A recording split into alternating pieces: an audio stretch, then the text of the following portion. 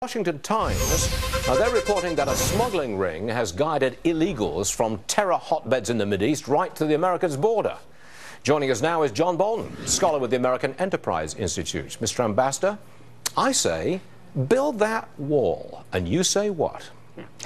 Well, I think this report is consistent with what we've known and suspected for a long time, namely the terrorists and other enemies of the United States know that it's actually probably more productive for getting into the U.S. to come across the Mexican border than to show up at an airport where they've got to go through customs and immigration inspectors. A couple of years ago, in fact, longer than that, I think more now like 3 years, even the Obama administration Justice Department brought an indictment against several key Iranian Revolutionary Guards officials for conspiring to kill the Saudi Arabian ambassador in Washington by coming across the Mexican border.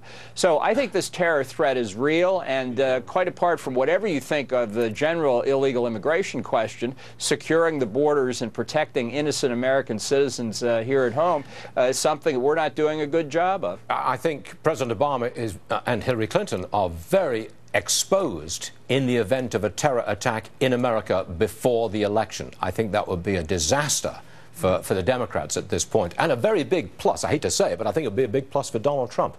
Mr. Ambassador, one more issue I want to bring to you.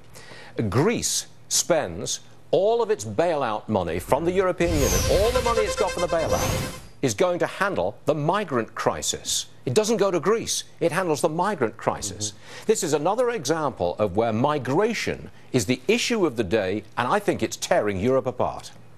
Well, as difficult as the issue is in the United States, I will tell you right now, it is more difficult in Europe. As you point out, Greece is overwhelmed with refugees and finding the wherewithal to deal with them, let alone ship them back to where they came from.